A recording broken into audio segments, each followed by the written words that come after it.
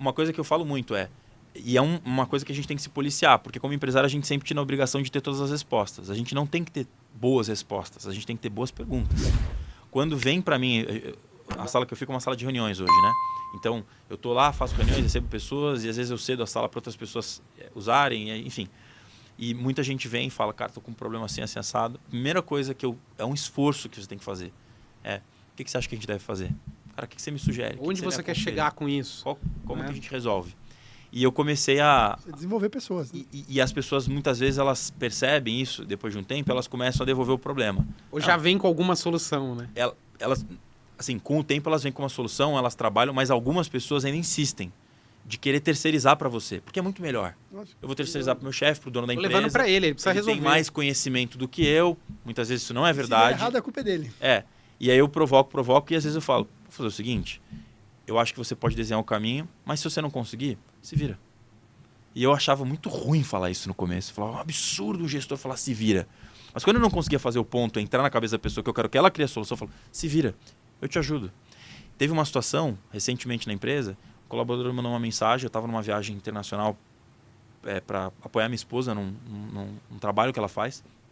E aí eu estava trabalhando, estava ativo, mas ele me procurou para resolver um problema bem cabeludo, mas que já tinha acontecido outras vezes e que a gente já sabia mais ou menos como lidar, só que sempre eu tinha tomado a frente. Ele mandou uma mensagem no WhatsApp, cara, tá acontecendo isso. Eu falei, nem vou... Ele mandou um áudio nos 9 minutos, eu falei, não vou ouvir o seu áudio.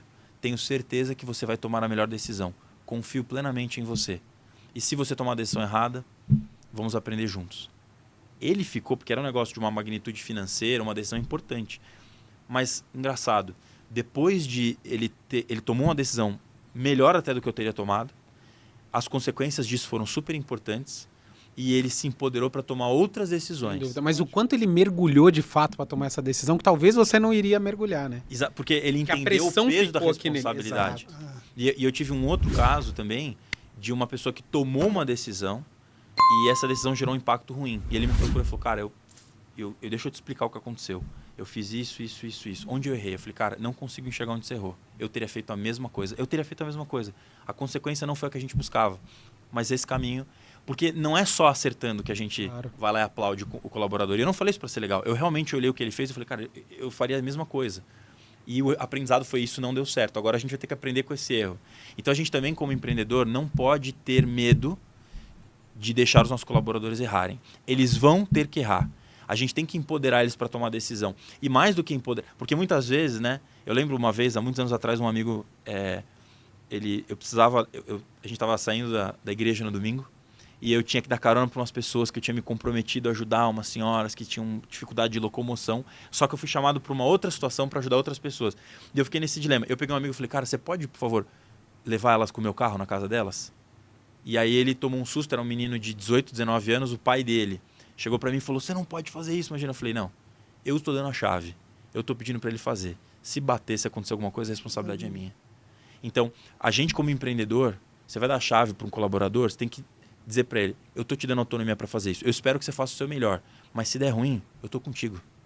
É isso aí. Senão, aí você coloca ele no abismo, né? Porque aí você transfere para ele a autonomia, mas você também, ao terceirizar, você fala, eu sei que você ainda não está plenamente capaz ou que você ainda tem dúvidas, mas eu vou te apoiar. Aqui estão os princípios que tem que te nortear. Aqui estão as coisas que você... Eu sabia que aquele rapaz não ia dirigir loucamente, ele ia fazer o melhor que ele pudesse. Se alguma coisa acontecesse, cara, consequência da decisão que eu tomei de terceirizar isso, podia ter acontecido comigo também. Então, essa consciência do empreendedor, do empresário, e aí do líder e do gestor, até para quem está trabalhando ainda numa empresa, enfim, de saber delegar, mas dividir a responsabilidade, isso é importante porque você evolui e amadurece o teu decisor até o ponto de ele começar a tomar decisões e entender as consequências. Né? Então, acho que formar pessoas vai muito desse estilo de liderança, de você permitir que as pessoas resolvam os problemas e não você ter a resposta certa. Porque não raramente, os especialistas naquela área vão ser melhores do que você para tomar uma decisão. Porque eles estão mais envolvidos com o problema, eles estão mais próximos da ponta, eles conhecem mais aquelas pessoas, aquele contexto. Então, permitir que as pessoas tomem as decisões é fundamental. Agora, lógico, Se você faz isso e abandona, não ensina, não treina, não capacita, não ajuda a refletir, não dá pensamento estratégico, não transforma o aprendizado em mudança, aí você tem um problema que você está delegando para um monte de gente que não sabe a mínima do que está fazendo e começa a ter erro atrás de erro e inconsequente. Então, uma empresa precisa ter, eu preciso ter capacidade de permitir que eles tomem as decisões, mas também ensinar eles a se autoavaliarem, a medirem as consequências do que estão fazendo e a ficar ali mentorando eles até que você vai indo para o próximo nível e cada vez essa interferência seja menor. Você sabe que nesse trabalho de consultoria, você visita empresas de vários segmentos e tamanhos, né? E o empresário tem essa dificuldade, sabia? De empoderar a decisão do colaborador. Ele tem dificuldade porque ele acha que é um risco que ele... Na cabeça dele, o colaborador vai sempre fazer a merda. E ele tem dificuldade de lidar com isso, né? E a outra coisa que ele acaba... e eu tento ajudar nessa parte, para desenvolver essa capacidade do funcionário, eu sempre gostava de fazer isso quando eu estava como executivo, né?